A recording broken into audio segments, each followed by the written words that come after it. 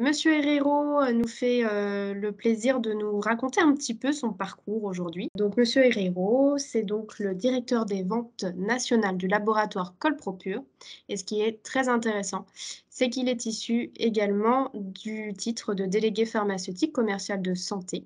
Donc, il va vous raconter tout ça mieux que moi. Je vais lui laisser la parole. N'hésitez pas à préparer vos petites questions pendant la conférence et quand on rallumera les micros, à les poser. Bonne conférence à tout le monde. Merci. Eh bien, bonjour, bonjour à toutes et tous. Effectivement, en fait, moi, je suis aujourd'hui directeur national des ventes pour le laboratoire Protéines SA et la gamme de produits Colpropure, qu'on a implante en France depuis fin 2018, on va dire plutôt début 2019. Donc, une très belle aventure, très belle histoire avec un super produit qu'on distribue donc en pharmacie et en parapharmacie. On a également des médecins prescripteurs. Et alors, je suis issu d'une formation de délégué pharmaceutique. J'ai fait à un certain moment une reconversion. Voilà, j'ai souhaité faire une reconversion dans ma vie. J'ai quand même aussi une expérience de préparateur en pharmacie, pardon. 4 ans derrière le comptoir. Donc, une belle expérience qui me sert aujourd'hui aussi grandement, hein. J'ai aussi eu quelques expériences commerciales dans ma vie précédente. Et donc, j'ai voulu allier un petit peu ces différentes expériences, retrouver le monde pharmaceutique que j'ai quitté pendant un certain nombre d'années, ayant vécu de l'art un peu partout dans le monde. Et je ne me voyais pas, en fait, retourner derrière le comptoir. Voilà, ça faisait trop longtemps que j'avais quitté la pharma. Euh, il y a eu trop de mouvements, trop de choses ont changé. Et puis moi-même, c'était un métier plutôt euh, avec des horaires à respecter. Voilà, j'avais besoin de bouger.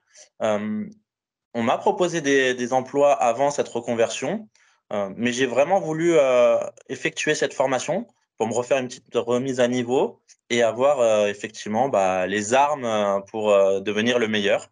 Et donc, cette formation m'a vraiment permis d'évoluer, d'avoir un premier poste très enrichissant et de pouvoir gravir les échelons. Est-ce que vous pouvez nous en dire un petit peu plus sur votre société, Protéines SA? Qu'est-ce que vous faites exactement? Quel est votre rôle, vous, au sein de la société? Ok, Comment vous avez évolué au sein de cette société et quel rôle vous avez aujourd'hui? très bien. Alors, Protéines SA, Colpropure, en fait, on est leader européen de la fabrication et distribution du collagène hydrolysé depuis 40 ans. Comme je vous l'ai dit auparavant, hein, on implante les produits en France depuis 2019, donc on est parti de zéro. Il y avait tout à faire. Déjà, il a fallu débroussailler un petit peu parce que le collagène était très méconnu en France par rapport à d'autres pays. Donc, quand on arrivait en pharmacie et qu'on parlait de collagène, tout de suite, on s'imaginait de la crème pour la peau. Voilà, en France, hein, comment était perçu le collagène. Et donc, effectivement, il y a eu vraiment tout ce travail afin de démocratiser le collagène. Et donc, ça a été un gros travail au début. Zéro pharmacie partenaire, hein. La marque pas connue en France, moi-même pas connu par les pharmaciens, donc pas de réseau. Et donc là, il a fallu effectivement rentrer dans toutes les pharmacies, prospecter et présenter les gammes au plus de pharmacies possible. Donc, on est passé, moi, enfin, j'avais un grand secteur. C'est vrai qu'il faut le dire. J'ai eu plusieurs propositions à l'issue de ma formation, des CDI, des CDD, des stages. J'ai choisi peut-être la proposition la plus difficile, on va dire, hein, le plus gros challenge. Mais j'y ai vu vraiment des possibilités en fait d'apprendre, d'évoluer. Et c'est ce qui m'a plutôt fait partir vers ce choix. Pourquoi? Parce que en fait, si vous tirez un trait entre Lyon et Bordeaux, tout ce qui est au-dessus de ce trait, c'était mon secteur. Donc j'avais une moitié de France à couvrir. Au début, on n'avait pas encore le téléphone professionnel, on n'avait pas encore la documentation qu'il fallait afin de prospecter. On était encore une fois pas connus. Donc il y a eu vraiment un gros travail. Ça a été très très très très très épuisant, mais très enrichissant. Et donc, la première année, j'ai réussi à ouvrir 70 officines, en sachant qu'une boîte de collagène Colpropure, ça vaut à peu près une trentaine d'euros en pharmacie, donc ce n'est pas des produits qui sont forcément faciles à implanter. Euh, Fort de cette expérience, en fait, on a changé un petit peu la stratégie commerciale et on a décidé de passer par un développement et une collaboration avec un réseau d'agents commerciaux, des indépendants, des VRP multicartes en fait.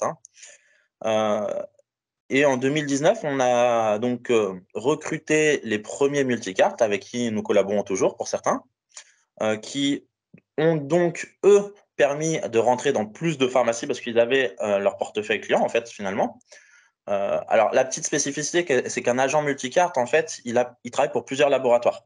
Il a plusieurs cartes et il représente, ça peut être un catalogue papier ou sur un iPad, tous les produits des laboratoires pour lesquels il travaille ou avec lesquels il travaille. Donc, il est indépendant, il n'est pas salarié. Alors, ça a ses avantages et ses inconvénients, c'est-à-dire que les avantages, c'est qu'il y a le portefeuille client. Les inconvénients, c'est que finalement, on est noyé parmi les autres laboratoires. Mais ça permet à un jeune laboratoire comme Colpropure de se développer, surtout en cette période de Covid et de gilets jaunes qu'on a subi, parce qu'on est arrivé en plein dedans finalement. Et malgré tout, aujourd'hui, ça nous a permis d'être à 1200 pharmacies avec qui nous sommes partenaires et qui revendent du Colpropure. Au-delà de ces 1200 pharmacies, ce chiffre est intéressant, mais moi, ce qui m'intéresse le plus, c'est la rotation. Les commandes, les recommandes, les réassorts au sein de ces pharmacies. Et c'est là qu'on a un très beau taux de rotation parce qu'on a des super produits, on a des responsables de secteur qui viennent former toutes les équipes officinales une fois qu'elles sont implantées, que ce soit par l'agent co ou par le responsable de secteur, qui peuvent aussi faire de la prospection chez nous. Et donc ça, c'est important. Cette formation, en tout cas chez Colpropure, c'est une mission très importante. Donc, on effectue également de la visite médicale. Ça, c'est certaines des missions qui peuvent être aussi intéressantes pour un délégué pharmaceutique. Des ateliers animation sur le lieu de vente. Bien sûr, on gère le merchandising, le sell-out. Nous, c'est aussi notre point fort, c'est vraiment booster pour le sell-out. Donc voilà, alors, je suis passé du coq à l'âne. Je reviens sur l'histoire de Colpropure. On est sur une gamme de compléments alimentaires à base de collagène hydrolysé. Et en fait, pour faire simple, le collagène, c'est la protéine que nous avons tous le plus dans le corps. C'est la plus abondante, c'est 30% de la masse protéique totale. Malheureusement, cette protéine, à partir de l'âge de 25-30 ans, nous en perdons tous à hauteur de 1% à 1,5% par an, et de manière exponentielle. Plus on vieillit, plus on en perd, malheureusement. Les gynécologues, par exemple, sont le plus gros de nos prescripteurs pour la femme ménopausée qui perd le double de collagène. Donc, en fait, cette perte de collagène, qu'est-ce qu'elle va entraîner? Elle va entraîner le vieillissement des tissus. Et alors, c'est là où c'est intéressant, se supplémenter en une protéine de collagène hydrolysée, surtout dosée à 10 grammes, ça va permettre de retrouver des bienfaits au niveau de l'articulation, pour les douleurs articulaires liées à l'usure ou à l'arthrose, tout ce qui va être le tissu osseux, ostéopénie, ostéoporose ou même les fractures, et c'est pas que curatif, c'est aussi préventif. Et il va y avoir également un intérêt au niveau du tissu fibreux, donc peau, ligaments, tendons et muscles. On le connaît beaucoup pour le vieillissement, enfin contre le vieillissement cutané, le collagène. Effectivement, la fibre de collagène, c'est ce qui permet le maintien de la peau. Donc quand la fibre de collagène diminue, la peau s'affaisse et en surface, c'est ce qui crée les rides. Et donc il y a un réel effet, effectivement sur la peau, mais on ne cherche pas que l'aspect esthétique. Les escarres, par exemple, on divise par 2 le temps de cicatrisation des escarres. Tout ce qui est cicatrisation de la peau avant ou après une opération, les vergetures, les césariennes, les épisios.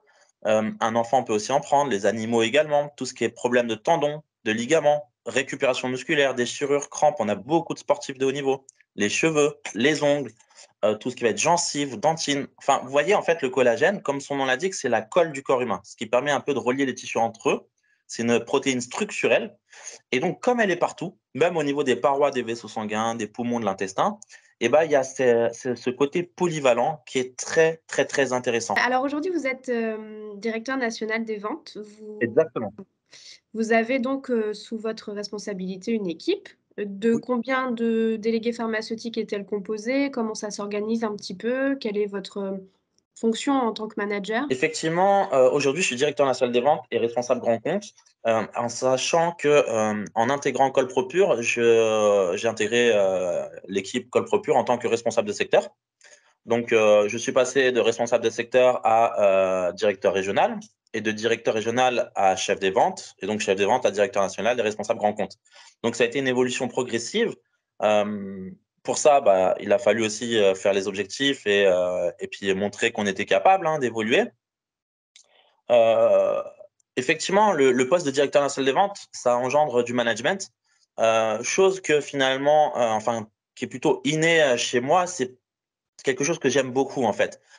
J'aime beaucoup accompagner mes collaborateurs, les faire monter en compétences. Vraiment, je suis sur un management collaboratif et c'est très important. Donc moi, je marche plutôt à la confiance, hein. Donc on aimerait être à peu près à 8 responsables de secteur, hein. Et on a entre 30 et 40 agents multicartes avec qui nous collaborons.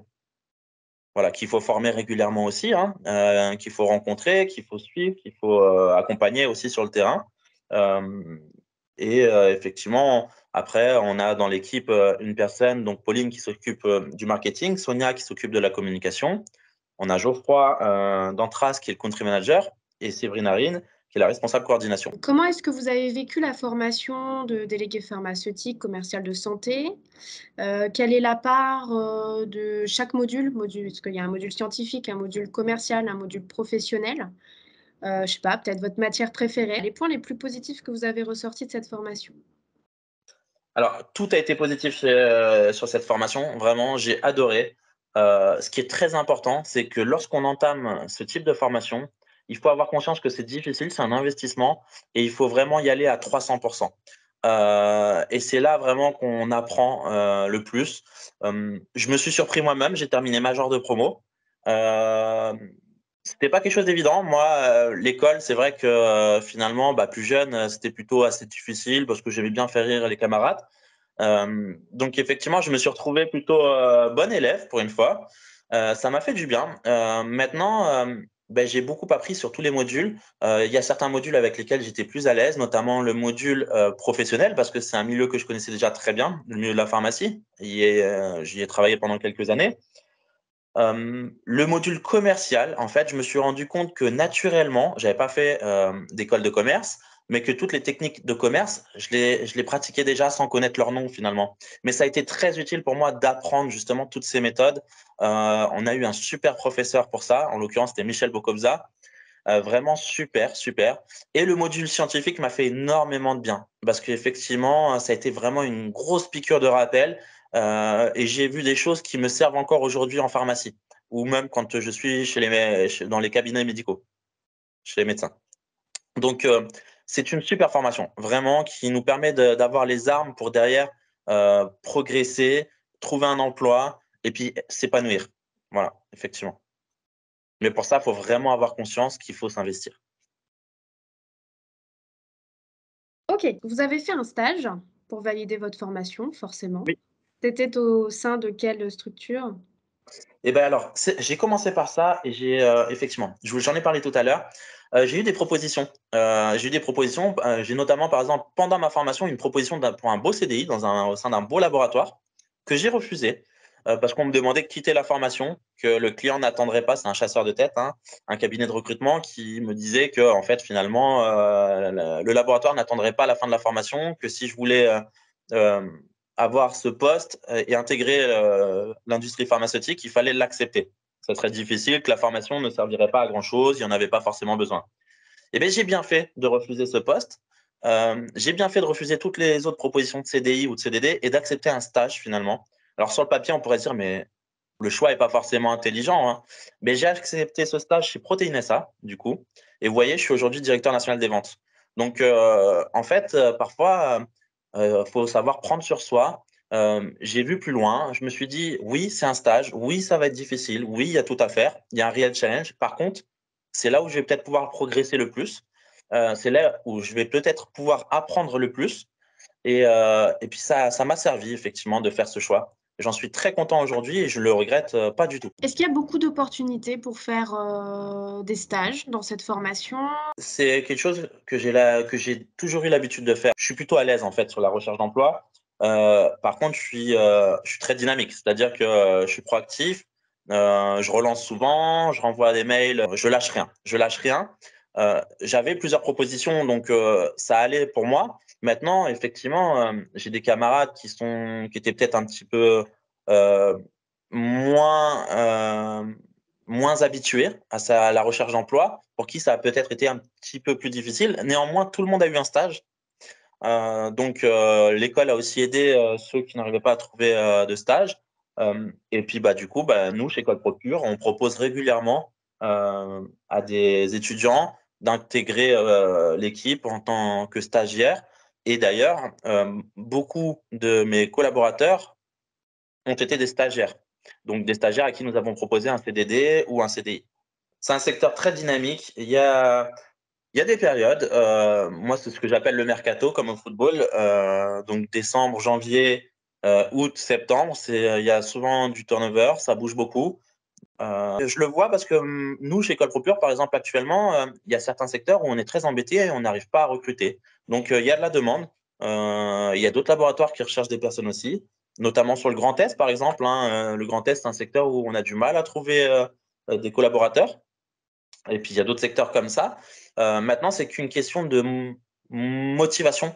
En fait, c'est le plus important. Quand on est motivé, on peut tout faire, on peut tout atteindre, on peut atteindre ses objectifs. Voilà, le but, c'est ça, c'est d'avoir des objectifs, effectivement, et de tout faire pour atteindre ses objectifs.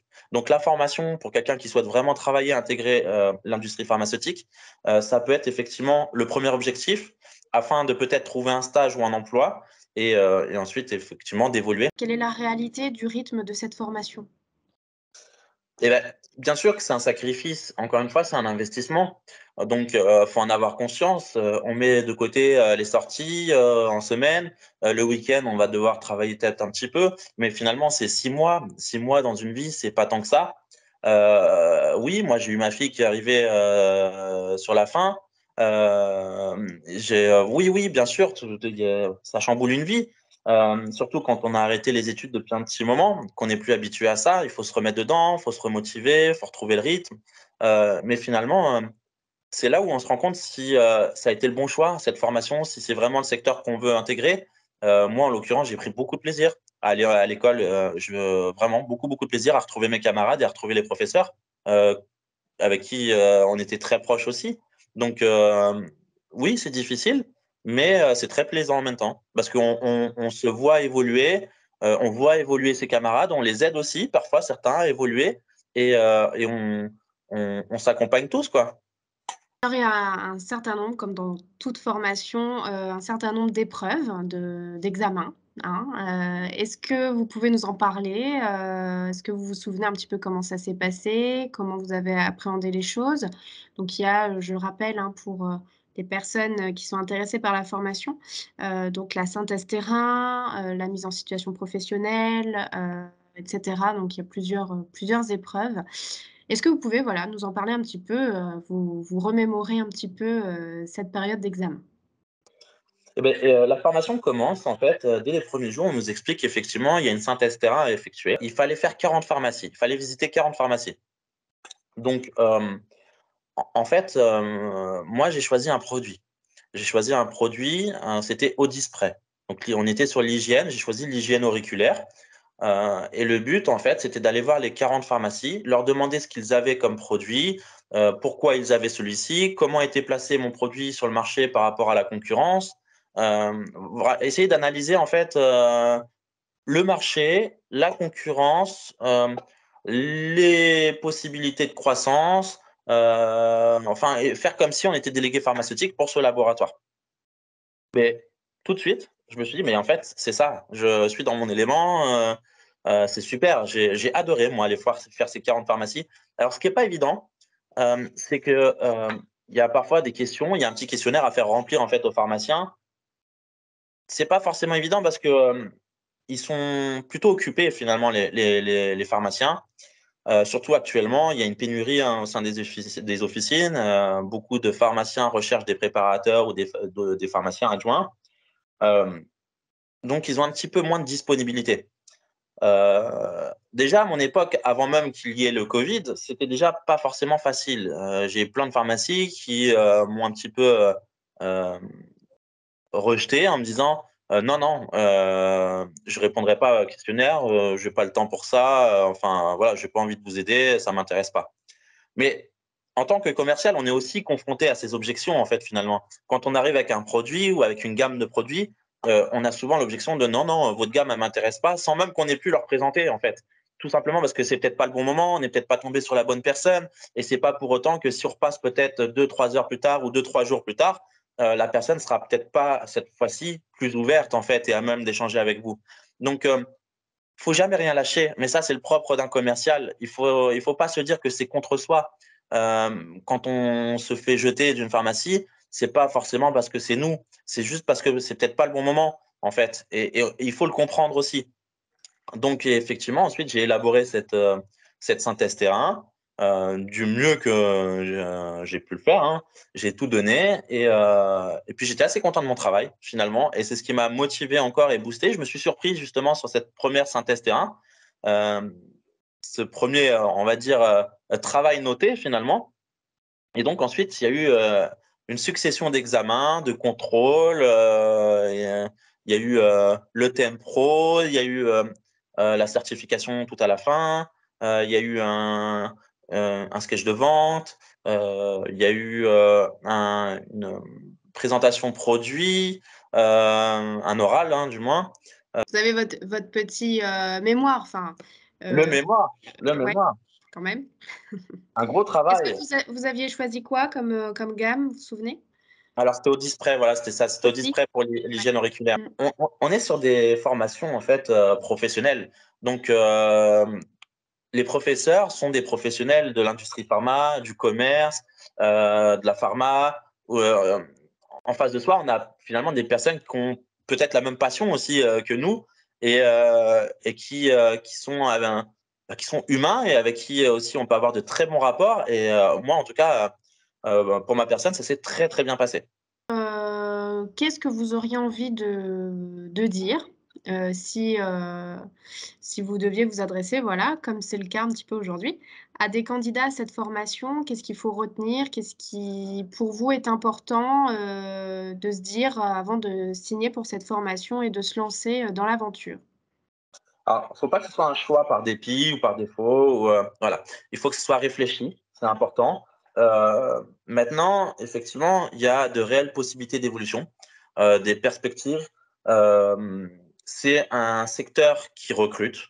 C'est un secteur avec qui est en mouvement, hein. La pharmacie change, le milieu pharmaceutique change. En fait, quand on passe un diplôme de délégué pharmaceutique, on peut être délégué pharmaceutique, mais euh, on peut être aussi formateur. On peut évoluer sur un poste de directeur régional, de chef des ventes, de directeur national des ventes, avec un petit peu plus d'expérience, hein. Ça se fera pas tout de suite, mais effectivement, j'en suis la preuve, ça peut se faire.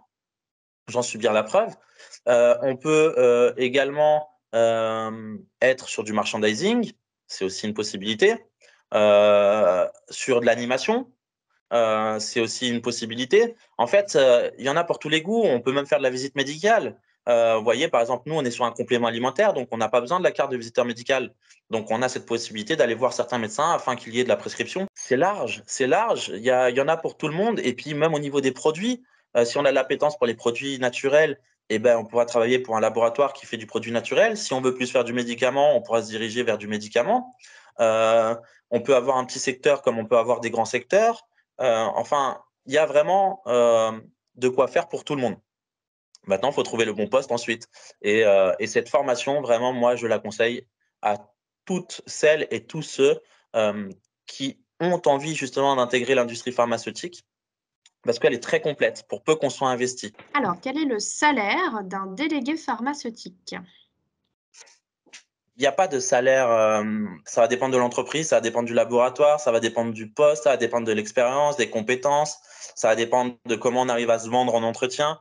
Euh, il n'y a pas de salaire défini en fait. Après, on peut commencer à un salaire de 1007, 1008, parfois même 1000, ouais, 1007, 1008, on va dire là, pour des juniors, 1006, 1007, 1008 en salaire brut, hein, je parle. Mais on parle du salaire fixe. Souvent, quand on est commercial, parce qu'un délégué pharmaceutique, c'est aussi un commercial, c'est un package. Il y a du variable, il y a des avantages, il y a un véhicule, il peut y avoir des véhicules de fonction, des repas, des frais de déplacement. Il y a tout ça aussi qu'il faut prendre en compte, donc calculer et intégrer aussi quand on veut comparer. Euh, et on peut monter en délégué pharmaceutique, on peut monter même à 3 000 euros bruts. Il y en a aussi.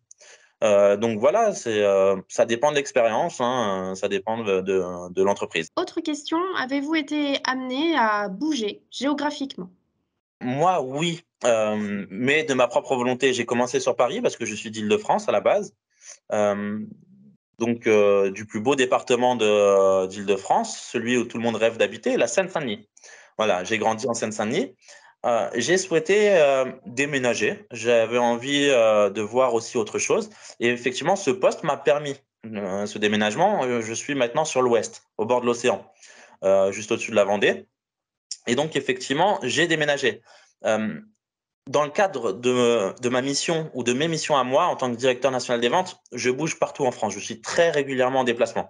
Ça a aussi, ses inconvénients, hein. Ça a ses avantages et ses inconvénients. Il faut en avoir conscience. C'est un poste qui est très, très prenant. Donc, on décroche très peu finalement, hein. Le soir, on travaille encore. Et c'est beaucoup, beaucoup de déplacements et d'accompagnement sur le terrain avec ses équipes. Du recrutement, beaucoup aussi, ça demande beaucoup de temps et de déplacement également. Et il faut aussi également aller au siège. Je dois aller au siège régulièrement pour travailler. Donc le siège, moi, est sur Bordeaux. Voilà. Donc à peu près à 3-4 heures de route de chez moi quand je prends la voiture. Et si on parle d'un délégué pharmaceutique, oui, on peut être par exemple volant, ce qu'on appelle un délégué pharmaceutique volant, c'est-à-dire qu'en fait, on n'a pas de secteur défini. On va en fonction des besoins du laboratoire. Par exemple, si euh, un autre délégué pharmaceutique qui est responsable du secteur, par exemple, de Marseille, des Bouches-du-Rhône, part en congé maternité ou un accident de travail, par exemple, eh ben, il faut que le volant se rende sur place pour occuper les missions qu'occupait jusque-là justement ce collaborateur qui n'est plus malheureusement à même de pouvoir travailler. Donc ça c'est des postes de volant, hein, voilà. Maintenant quand on a son secteur qui est défini, par exemple si on fait l'Île-de-France, on restera sur son secteur, sauf si on a une demande, si on a envie de déménager, on sait qu'il y a un poste qui est vacant ou qui va l'être et qu'on a envie de déménager, bah, effectivement, on peut faire la demande. Il peut y avoir des découchés si c'est un grand secteur. Si c'est un petit secteur, par exemple Paris, il y a très peu de découchés. Sur Paris, l'Île-de-France, on rentre souvent chez soi. Maintenant, en province, généralement, les secteurs peuvent être un petit peu plus grands. Et quand on a un certain nombre de départements, il faut optimiser les déplacements. Donc, on fait des plans de tournée et on optimise les déplacements. Si, par exemple, on fait 400 km pour aller voir un client, le but, c'est pas de rentrer chez soi le soir. Il n'y aurait aucun intérêt. La fatigue du collaborateur, les coûts et effectivement l'écologie, hein, parce qu'on pollue pas mal. Donc, non, on optimise un maximum. C'est important. Donc, il peut y avoir des découchés. Et pour revenir sur la recherche de stage, euh, attention, je dis pas que c'est facile. Moi, j'aime ça. J'aime la difficulté, justement. Donc, peut-être que c'est difficile. Ça peut l'être, du moins, ça peut l'être en fonction de si on est rodé aux entretiens, à chercher du travail ou pas. Si c'est la première fois qu'on cherche du travail, ben, ce sera un exercice assez difficile parce qu'il va falloir comprendre comment ça fonctionne, apprendre à se vendre hein, et à vendre ses compétences. Et donc, du coup, effectivement, ça peut être plus ou moins difficile en fonction de l'expérience qu'on a derrière. Si on a de l'expérience, si on n'a pas d'expérience professionnelle, bah, ça va être plus difficile. Ça va être plus difficile pour le recruteur de se projeter, en fait, finalement. Donc, ça va pas être impossible, mais ça sera peut-être plus difficile. Comment se déroule une semaine? Là aussi, ça va dépendre de l'entreprise. En l'occurrence, moi, je vais parler d'une semaine type chez Colpropure. Hein. Donc, en fait, on, on demande, nous, d'élaborer un plan de tournée sur plusieurs semaines. Parce que nous avons des grands secteurs chez Colpropure. Donc, du coup, une fois qu'on a élaboré ce plan de tournée, le lundi, on va commencer à partir, on prend la route. On peut passer des coups de téléphone, essayer de faire un petit peu d'administratif avant de partir, pour essayer de caler ses rendez-vous sur les semaines à venir, par exemple aussi. Donc, ensuite, on prend la route, on se dirige vers chez son premier client. Ou alors, on peut aller voir aussi un premier médecin pour faire la visite médicale. Euh, le midi, on peut aller manger avec justement un agent commercial, un de nos collaborateurs justement. Ça peut être aussi bah, du coup des ateliers animation. Ça peut être un petit arrêt au bord de la route pour passer des coups de téléphone et continuer un petit peu à gérer son administratif, de la relance, faire des visites clients. Donc, passer chez le client sans avoir pris rendez-vous pour voir si tout va bien, s'il y a des besoins, si on peut faire une petite mise en avant des produits, voir si on peut augmenter l'ADN, donc la distribution numérique, augmenter le nombre de références dans la pharmacie, euh, voir si effectivement il y a des questions de la part des équipes afin d'y répondre, voir si on peut poser une vitrophanie, mettre un petit peu de PLV, donc publicité sur le lieu de vente. Et puis toute sa semaine, en fait, on va la construire ainsi. On va enchaîner les rendez-vous. Et puis le vendredi, on va rentrer un petit peu plus tôt afin de faire son administratif, faire le reporting. Et chaque soir de la semaine également, en rentrant à l'hôtel ou chez soi, en tout cas chez Colpropure, mais pour pas mal d'autres laboratoires, il y a un côté aussi administratif, c'est-à-dire qu'en fait, on ne fait pas que du terrain, on ne fait pas que rouler en voiture. Quand on rentre, on allume son ordinateur et on remplit ses comptes rendus de visite client. On analyse un petit peu les chiffres sur son secteur, le nombre de références par pharmacie, le nombre de réassorts par pharmacie, le nombre de pharmacies ouvertes, enfin toutes ces choses-là, hein. Donc c'est important aussi. Et ensuite, il y a des CRM. Donc il y en a qui le font le soir en rentrant, il y en a qui ont la chance d'avoir un CRM. Donc c'est un outil informatique qui permet justement de renseigner toutes les informations. Et ce CRM peut être intégré sur une tablette ou sur un téléphone. Et on peut le faire directement dès qu'on sort d'une pharmacie, par exemple, enregistrer un petit vocal en faisant un compte rendu de ce qui s'est passé, de ce qu'on a constaté. Quand on est sur le terrain, il y a aussi la veille concurrentielle qui est importante. Regarder ce que font aussi les concurrents, s'il y a des nouveautés qui se font. Voilà, hein, en fait, en gros, c'est riche et varié le métier de délégué pharmaceutique et c'est un super métier. C'est un super métier. Et puis, effectivement, on voit beaucoup de personnes, on rencontre plein de personnes.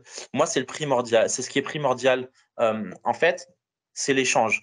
Et effectivement, c'est un milieu où on va rencontrer des personnes qui sont top, qui ont fait de longues études pour les pharmaciens ou pour les préparateurs. Je suis moi-même préparateur, hein, c'est un petit peu moins long pour le préparateur finalement, mais c'est des personnes qui ont aussi un certain savoir, mais qui sont vraiment friands d'apprendre. Donc, quand on arrive avec de l'information, eh ben, c'est top parce qu'ils vont pouvoir derrière la répercuter et puis conseiller et présenter nos gammes de produits quand on a transmis les bonnes informations.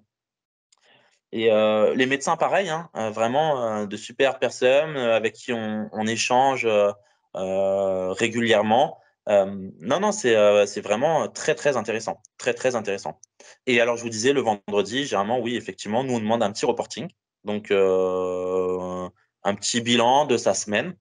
Et le lundi, à 13h, moi, généralement, je demande à ce qu'on fasse une petite réunion, on fait une petite conférence téléphonique tous ensemble, avec toute l'équipe, pour partager les chiffres, partager la semaine précédente, voir s'il y a des questions et puis transmettre les objectifs de la semaine. Première, avez-vous dans votre équipe des délégués pharmaceutiques qui ne sont pas diplômés de cette formation?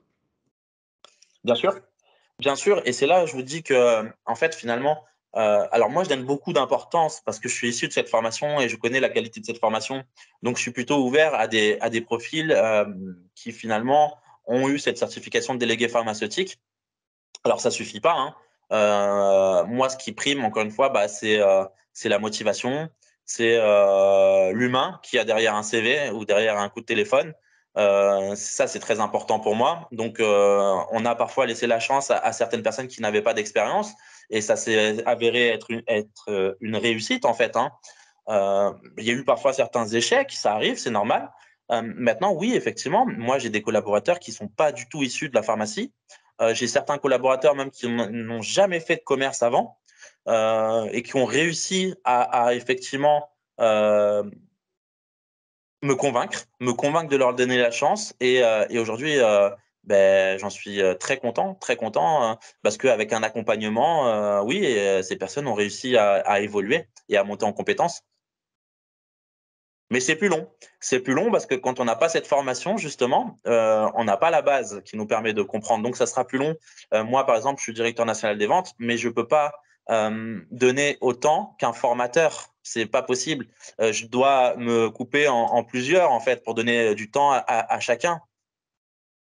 Quelles ont été vos expériences commerciales avant votre réorientation? Alors moi, j'ai travaillé, dans l'artistique pendant 12 ans à peu près.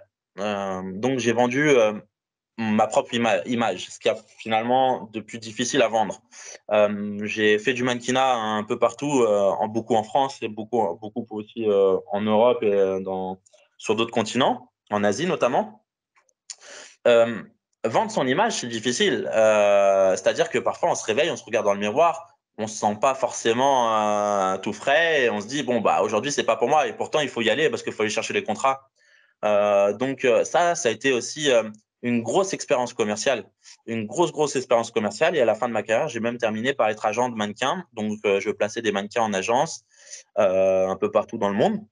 À côté de ça, bah, finalement, j'ai ouvert une société de transport, à un certain moment de ma vie et j'ai aussi j'ai été, commercial, pour une société informatique, et on démarchait des cabinets d'avocats et des études notariales.